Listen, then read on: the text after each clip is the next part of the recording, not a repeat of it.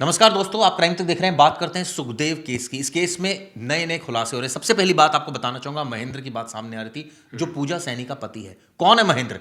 क्या ये हथियारों का सौदागर है?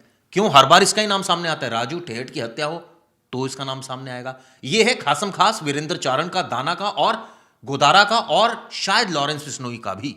इसी वजह से इसका नाम अब सुर्खियों में फरार है।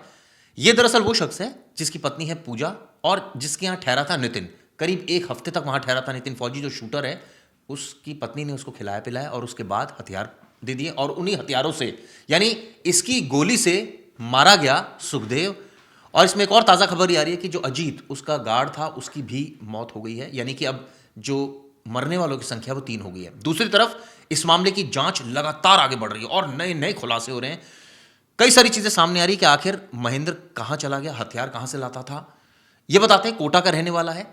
दूसरी शादी इसने करी पूजा से 2022 में, और उसके बाद ये जुर्म की दुनिया में लगातार ये एक्टिव था। कभी शराब तस्कर बनता, कभी चोरी करता, और धीरे धीरे गैंगस्टर से संबंध हो गया। अब इसमें प्रवेश, जो बड़ी बात निकल कर आ रही है, जो बड़े बड़े गैंगस्टर, एक बड़ी एक्सक्लूसिव स्टोरी क्राइम तक .in ने भी छापी है, जिसमें हमने ये बताया किस तरह से जो बड़े बड़े गैंगस्टर है पुलिस के लिए सिरदर्द बन गए हैं और विदेशों में बैठ के नेटवर्क चला रहे हैं। और यहां पहले तो सोशल मीडिया पर जिम्मेदारी क्लेम करते हैं, उसके बाद यहाँ इनकी गुर्गे पकड़े जाते हैं, और उसके बाद चेन टूट जाती है कि जी कहाँ है आरोपी, विदेश में है।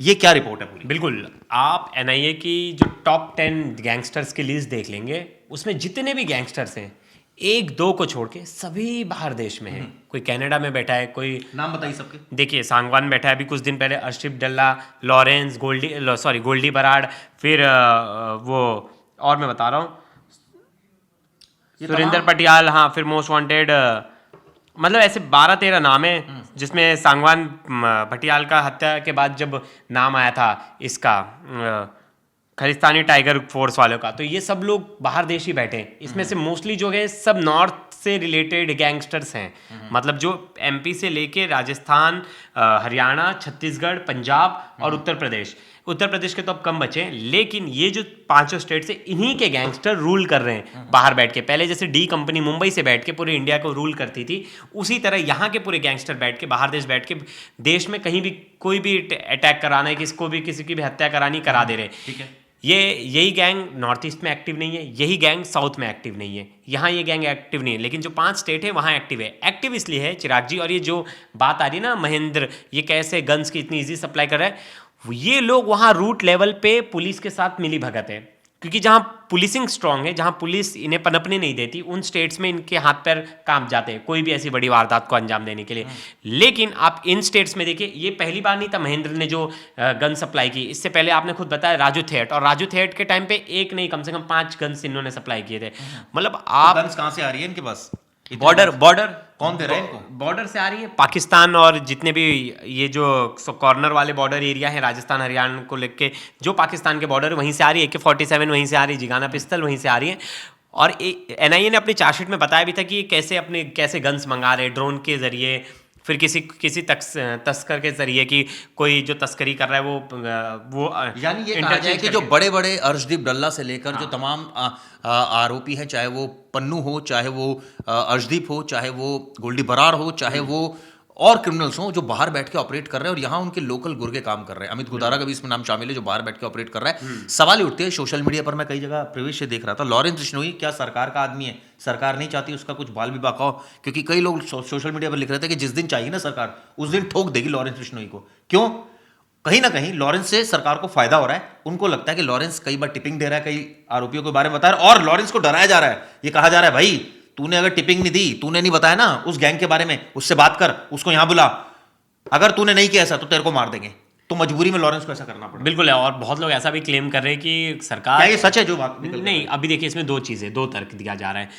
लॉरेंस की जिसने हत्या, मतलब जो लॉरेंस के गैंग ने जिसकी हत्या की, वो पर्सनल दुश्मनी थी, या देश की और देश का माहौल बिगाड़ने के लिए उनकी हत्या की गई? पर्सनल थी, मान लीजिए। पर्सनल थी, ठीक है। पर्सनल गैंगवार के चलते उन्होंने बहुत लोगों की हत्या की है, जिसमें गोगामड़ी से लेके सिद्धू मूसेवाला सबका नाम है। तो गवर्नमेंट उसको, इन लोग ऐसा नेशनल थ्रेट नहीं देख रही है। मैं आपको बहुत क्लियर करना चाहूँ, गवर्नमेंट इनको नेशनल थ्रेट नहीं दे रही, इनसे आम लोगों के यहाँ ये कहीं बम ब्लास्ट नहीं करवा रहे, ये कोई ऐसा बड़ा क्राइम नहीं करा रहे।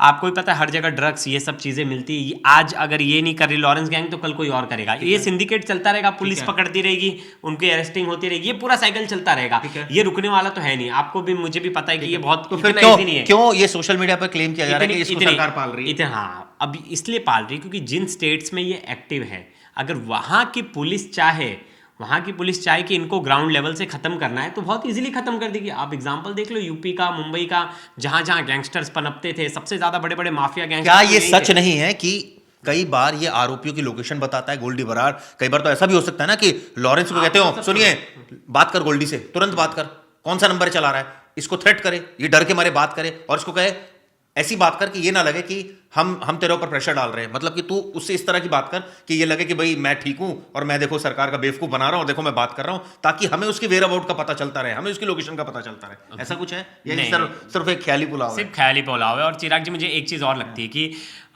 ये लोग कहीं ना कहीं हेल्प भी करते हैं। मतलब देखिए, अभी जेल में बंद था वही जो हरियाणा में अभी कुछ दिन पहले जो राइट्स हुए थे, जो लड़ाई झगड़े हुए थे वहाँ, तो जो मोनू मानेसर था वो जेल में बंद था, पुलिस उससे भी पूछताछ करने गई थी।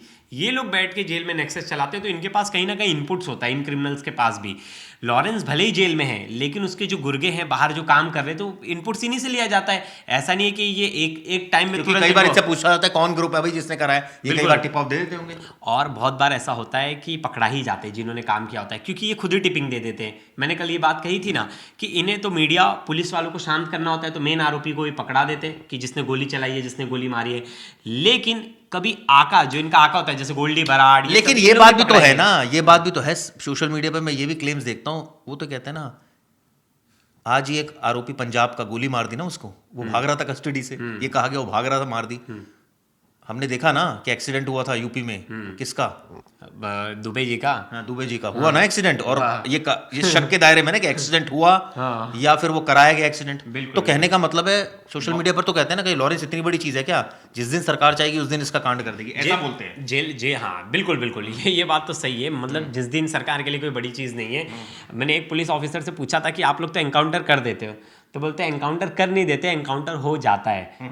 मतलब, और वो किसी भी परिस्थिति में हो जाता है। क्या फायदा पहुंचा रहा है सरकार? इससे अपना इस्तेमाल कर रही है, कई सारी टिपिंग ले रही है, कई सारी एक्यूज्ड की लोकेशन पता लग रही है, क्यों पाला जा रहा है? एनआईए को ये नेशनल थ्रेट लग रहे हैं, ये लोग नेशनल सिक्योरिटी को भाई आपने एक बात बोली कि एक मिनट, आपने बोला कि पर्सनल दुश्मनी से करते हैं, लेकिन खुद एनआईए की चार्जशीट बोलती है कि ये पर्सनल नहीं है भैया, अब ये तो नेशनल थ्रेट हो गया। मैं वही बोल रहा था कि एनआईए बोलती है कि ये नेशनल सिक्योरिटी को थ्रेट है। सरकार को ये अब तक लग रहा है कि ये गैंगस्टर्स है, गैंग वॉर है, ये सब चीज़ें। जब 100 किलो के ड्रग्स पकड़ा जा रहे हैं पोर्ट पे, गुजरात पोर्ट पे जब आ रहे, वहाँ इतने ड्रग्स पकड़ा रहे, AK-47 जैसे वेपन पकड़ा रहे, क्या नेशनल थ्रेट ही तो है? मैं बोलूँगा दाऊद ने जब स्टार्ट किया था, तो दाऊद की भी स्टार्टिंग ऐसी ही थी। आगे जाकर उसे पैसे का लालच बढ़ा, फिर देश विरोधी गतिविधियाँ उसने शुरू कर दी, देश को लेके उसने फिर। तो क्या लग रहा है इसके पीछे कहानी क्या है? बाद में ऐसी होगा। अभी दाऊद के ऊपर उतना ध्यान नहीं था, दाऊद को बहुत सारा सपोर्ट था, दाऊद फिल्म इंडस्ट्री में पैसे लगाता था, हर चीज़ करता था, गवर्नमेंट फॉर्मेशन में उसकी ताकत होती थी, पैसे लगाता था, इलेक्शन में पैसे लगाता था, मूवीज में पैसे लगाता था, क्रिकेट में। लेकिन बात वही थी, आगे जाके वो उस देश के लिए सबसे बड़ा सरदर्द बना, सबसे बड़े ब्लास्ट। तो हम नहीं पकड़ पाए ना उसको, बाहर चला गया ना वो। तो ऐसा एक आरोपी जो जेल के अंदर बैठ के अगर साजिशें रच रहा है, तो क्या गृह मंत्रालय को नहीं पता? पहली बात, या फिर गृह मंत्रालय को पता है लेकिन उनको पता है कि हमें इसका इस्तेमाल करना है। अभी तो ऐसा लग रहा है कि गोल्डन स्पून से उनको खाना खिलाया जा रहा है। क्योंकि कोई दिख ही नहीं रहा है, कुछ भी नहीं दिख रहा है। आप, मुझे लग रहा है कि जिस तरह से सिद्धू मूसेवाले की हत्या हुई, उसके बाद से लगा था कि एजेंसीज इतना स्ट्रांग काम करेंगी, पुलिसिंग इतनी स्ट्रांग काम करेगी, इनका नेक्सस खत्म होगा। लेकिन ना मुझे राजस्थान, ना मुझे हरियाणा, ना मुझे पंजाब। ये तो राहत की बात नहीं है कि आपस में लड़े जा रहे हैं, पुलिस को खुशी हो रही है, चलो मर गए। आपस में थोड़ी ना लड़ रहे हैं, एक गैंग वाले ने दूसरे को मार दिया। एक गैंग वाला खाली मार रहा है, सिर्फ एक ही गैंग वाला मार रहा है, उसका नाम हुए जा रहा है, मीडिया उसको चमकाया जा रहा है, और कोई किसी को नहीं मार रहा। बस एक ही गैंग वाला, लॉरेंस गैंग के ही लोगों को मार रहे हैं। और कौन सा गैंग किसने किसको मार दिया नहीं आ रहा है सामने, कोई चीज निकल कर नहीं आ रही। तो इसके पीछे का खेल बताइए ना, क्या है सच्चाई? सिंपल बात यह है कि देखिए, गवर्नमेंट का कहीं ना कहीं संरक्षण है, इसलिए क्योंकि अगर जिस तरह से अतीक को खत्म कर दिया गया, मतलब उसका नामो निशान, उसका गैंग खत्म कर दिया गया, बहुत सारे बड़े क्रिमिनल्स का, संजीव जीवा का पूरा गैंग खत्म कर दिया गया, संजीव जीवा को भी मार दिया गया, किसी और ने मार दिया। लेकिन बड़े बड़े दंगे भी रोक देती है सरकार, चाहे सब सब सब आर्मी सब। आके रोक देती है। अरे सब कुछ। अरे चिराग जी, क्रिमिनल्स को पकड़ना पुलिस के बाएं हाथ का खेल है। मजाक लग रहा है, मुझे ऐसा बोलने में झिझक नहीं होगी, लेकिन पुलिस गुड्डू मुस्लिम कहाँ है फिर? गुड्डू मुस्लिम तो टिपर था, हमारे तो डे वन से ये बात कह रही है कि गुड्डू मुस्लिम तो मतलब आपका कहना है पकड़ना नहीं चाह रही पुलिस? हाँ, क्योंकि उसने पुलिस का काम किया भाई, कि पुलिस का काम कर दो, इसलिए नहीं पकड़ रही। उसने ही अतीक के बेटों के कहीं ना कहीं टिप ऑफ किया था। तो सुखदेव मामले में आपने देखा लगातार अपडेट्स आ रहे हैं, इसमें हमने बताया किस तरह से महेंद्र अब एक थ्रेट बन गया है। अब उसने तमाम लोगों की हत्या कराई, हथियार मुहैया कराया जा रहा है और उसके बारे में कोई जानकारी पुलिस को नहीं है। आने वाले वक्त में और गिरफ्तारी होगी। क्या लॉरेंस, सीधा एक सवाल पूछता हूं, सरकार का संरक्षण उसको प्राप्त है इसलिए सरकार उस पर कुछ नहीं कर रही, सरकार का उससे फायदा हो रहा है क्योंकि वो टिपिंग दे रहा है, क्योंकि वो अपराधियों की लोकेशन बता रहा है, या फिर माजरा कुछ और है? ये वीडियो आपको कैसी लगी जरूर बताइएगा।